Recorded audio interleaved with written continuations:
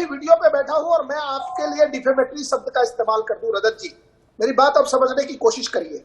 मैं एक डिफेमेटरी शब्द का इस्तेमाल कर दूं और मैं बाद में बोलूं भी नहीं कि रजत जी मैंने हीट में, डिबेट के हीट में आपको कुछ कह दिया या आप मुझे माफ कर दीजिए, तो लोग उनको कोर्ट में लेकर के गए। अब ये क्लियर कट एविडेंस था राहुल गांधी जी के खिलाफ, तो कोर्ट ने उनको कई बार मौका दिया होगा। हम लोग क्रिमिनल डिफेमेशन का केस करते हैं, ठीक है, और लड़ते भी हैं, डिफेंड भी करते हैं, तो उसमें अगर इन जो एविडेंस है उसको आप रिबट नहीं कर सकते हैं तो आपके पास दो ही ऑप्शन है।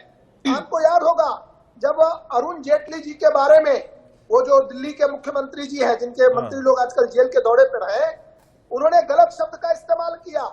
4 हियरिंग में माफीनामा राइटिंग में लिख करके दिया। राजीव जी 1 मिनट के लिए आपको रोकूंगा। केंद्रीय मंत्री अनुराग ठाकुर आप ही के पार्टी के मंत्री हैं सर। आप नहीं सुनना चाहते, आप मना कर दीजिए। आप कह दिए अनुराग ठाकुर को नहीं सुनना है, आप बोल दीजिए, मैं मान जाऊंगा। अनुराग ठाकुर जी क्या कह रहे हैं मैं सुना देता हूं। कौन है जो छुटकारा पाना चाहते थे? कौन है जो बैटरी ऑफ लॉयर्स? कांग्रेस में तो देखिए जी, राज्यसभा के सांसद और लोकसभा के इतने हैं जो बड़े नामी ग्रामी लॉयर्स हैं जी। क्या एक भी सही राय देने वाला कांग्रेस में नहीं बचा, मिला, या जानबूझकर गलत रास्ते पे डाला गया?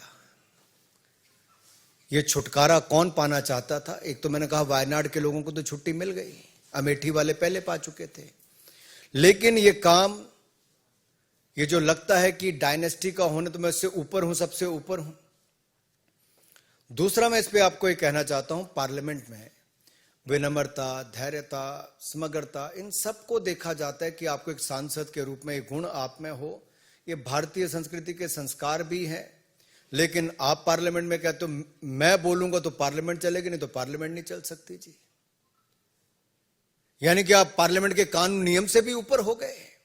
आप सुप्रीम कोर्ट के आदेश के बाद भी आप कुछ भी करेंगे और आपको पूछने वाला कोई नहीं होगा।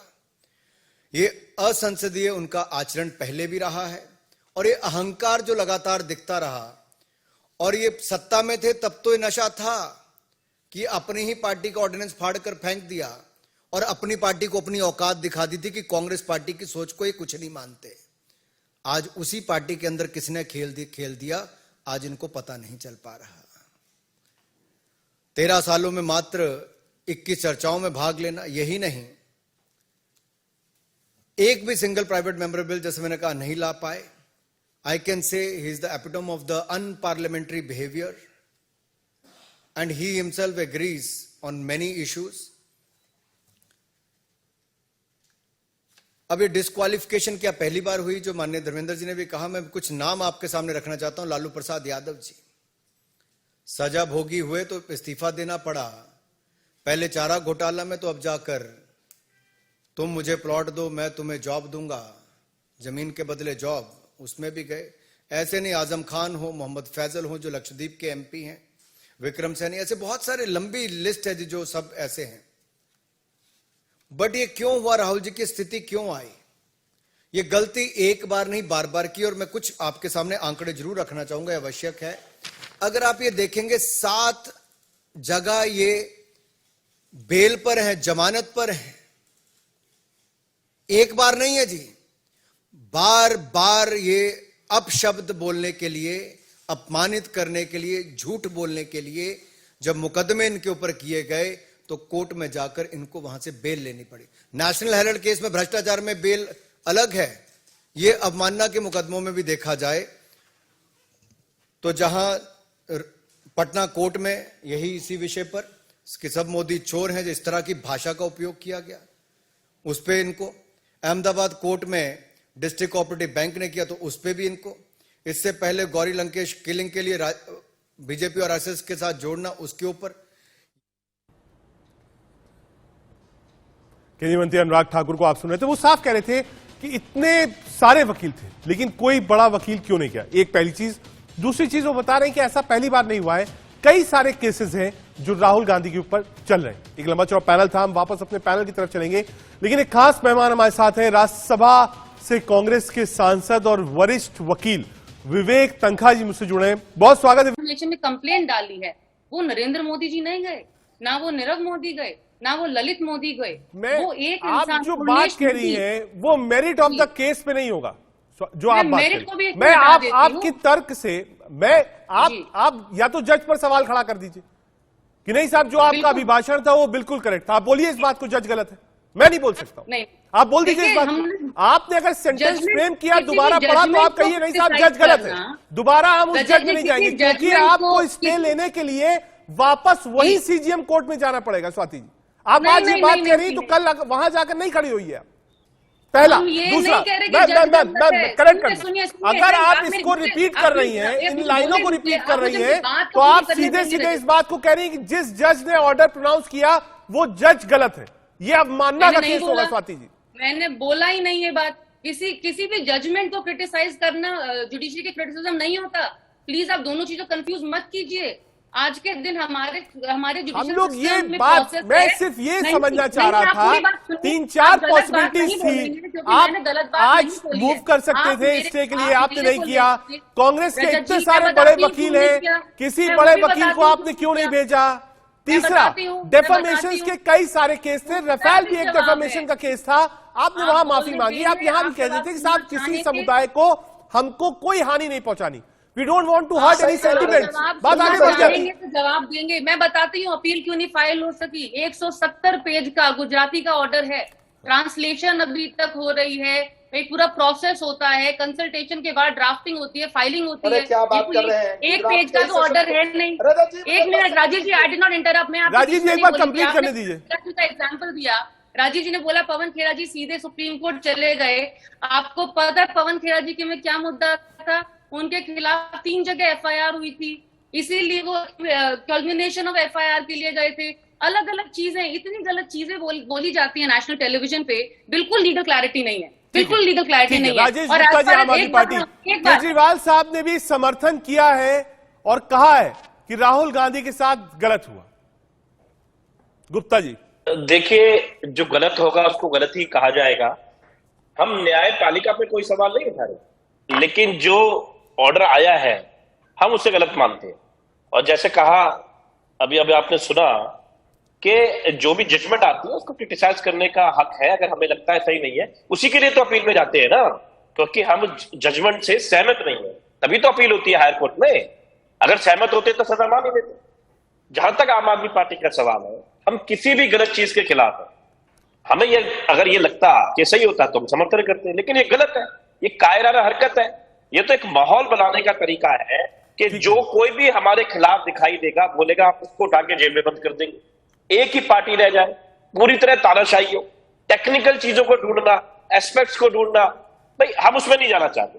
हमारा पॉइंट बहुत क्लियर है कि देश में डेमोक्रेसी है, कुछ बातें बोलने का अधिकार प्रजातंत्र से हमको मिला हुआ है। अरे भाई हथियार थोड़ी उठाने का अधिकार, बोलने का अधिकार भी छीन लोगे। बोलने की अभिव्यक्ति सबसे पहले, उसको भी आप छीनना चाहते हो, ऐसे तो देश नहीं चल पाएगा। देश की आजादी किस बात की थी? आजादी किसने ली थी? विश्लेषक सतीश प्रकाश जी भी हमारे साथ हैं। आ रहा हूं, 1 मिनट राजीव भाई, 1 मिनट में आ रहा हूं, 1 मिनट। 3-4 गेस्ट हैं, क्योंकि प्रेस कॉन्फ्रेंसेज आ गई, रीच आउट नहीं हो पाए, इसलिए मैं एक कमेंट ले लूं फिर आता हूं आपके पास। सतीश प्रकाश जी, राजनीतिक मायने इसके क्या हैं, आपको क्या लगता है?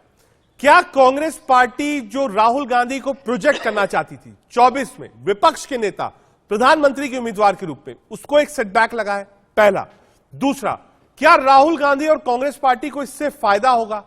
वो कहेंगे कि हम तो यही कह रहे थे लोकतंत्र खतरे में है, इससे बड़ा खतरा क्या होगा देख लीजिए। एक डेफामेशन के केस में आपकी सदस्यता जा रही है।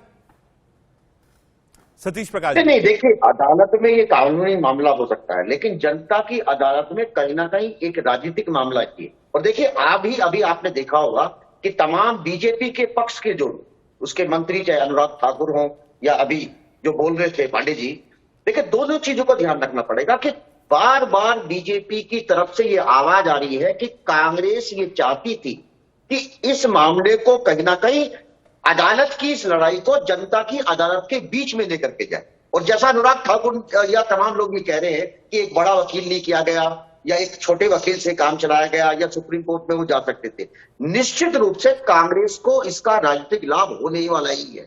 100% राहुल गांधी जी की इमेज को, कांग्रेस को इस घटना से लाभ होगा। और ये बात मैं और आप नहीं जानते, ये कहीं ना कहीं बीजेपी भी ये जानती है कि हो सकता है कि ये बीजेपी का एक बड़ा कहीं ना कहीं गलती सिद्ध हो, क्योंकि लोकसभा के चुनाव में बहुत समय नहीं है और राहुल गांधी जितने बड़े लीडर हैं उनको अपनी आवाज कहने के लिए, अपनी बात कहने के लिए सिर्फ लोकसभा नहीं हो सकती, उनके लिए जनता की अदालत ये सड़क के ठीक माध्यम से है। अतुल सक्सेना जी, समाजवादी पार्टी की ओर से अखिलेश जी की बात हमने सुनी, उन्होंने कहा गलत है। क्या विपक्ष एक होगा? लोग कह रहे हैं कि साहब ये जो घटना हुई है ये विपक्षी फेविकॉल को और मजबूत करेगी। सक्सेना जी, राजीव भाई, इसके बाद आपके पास।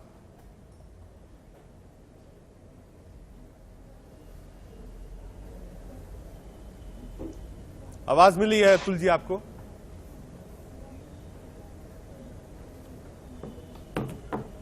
अतुल सक्सेना जी, क्या आपको आवाज मिल रही है? ठीक है, आता हूं आपके पास। राजीव जी, आपके पास दो चीजें। जो राजनीतिक विश्लेषक हैं, कांग्रेस के लीडर हैं, वो कह रहे हैं थोड़ी जल्दबाजी बीजेपी कर गई इस पूरे मामले में। कहा इसका राजनीतिक फायदा कांग्रेस पार्टी और राहुल गांधी को मिलेगा, सिंपैथी मिलेगी। और कंपेयर कहां किया जा रहा है? पूरा सवाल सुन लीजिए राजीव। कंपैरिजन उस मुकदमे से हो रहा है और डिस्क्वालिफिकेशन से जो इंदिरा गांधी जी के साथ हुआ 75 में, और कहा 77 में सीटें देख लीजिए कितनी थी।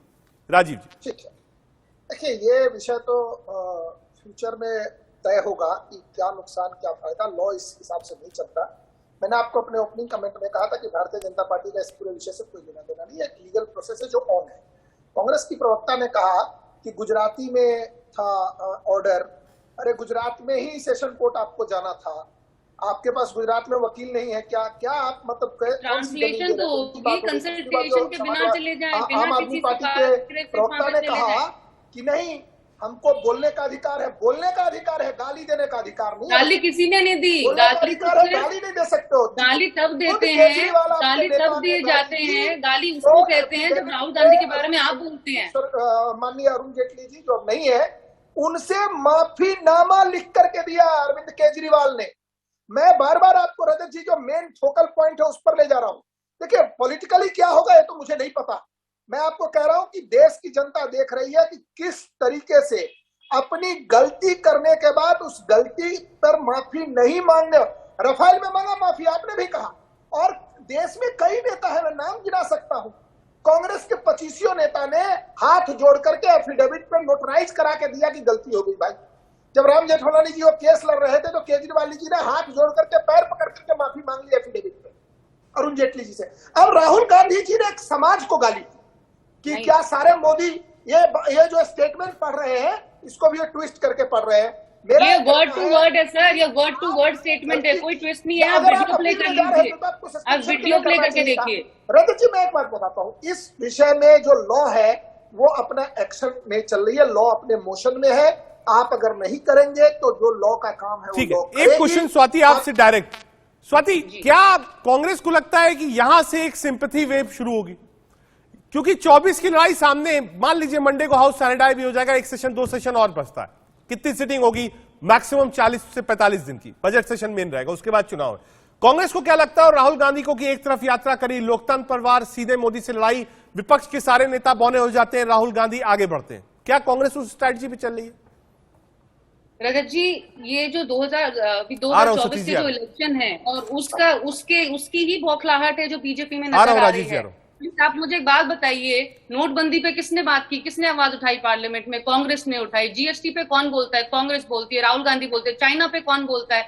राहुल गांधी बोलते हैं। और अब अदानी पे जब बात आई, किसानों के हित में किसने बोला? शुरू से फार्मर्स के लिए किसने बोला? राहुल गांधी ने बोला। और अब जब अदानी पे सवाल उठा, आप अभी तक बात कर रहे थे कि ये बीजेपी की स्ट्रैटेजी है या कांग्रेस की स्ट्रैटेजी। कांग्रेस से तो ये बौखला गए हैं। भारत जोड़ो यात्रा में जो लोग साथ आए हैं, जो इन्होंने कहा था कि कोई नहीं है, राहुल गांधी इररेलेवेंट है, यात्रा फेल होगी, उन्होंने खुद देखा कि कन्याकुमारी से कश्मीर तक कैसे सीना तान के राहुल गांधी चले हैं और कैसे उनके साथ पूरे देश के लोग जुड़े हैं। उसी से ये तड़पड़ाहट है। उन्होंने ईडी को उनके पीछे लगाया, दिनों दिन इन्वेस्टर उनसे क्वेश्चनिंग की, घंटों बिठाया, कोई फर्क नहीं पड़ा। राहुल गांधी चुप नहीं हुए।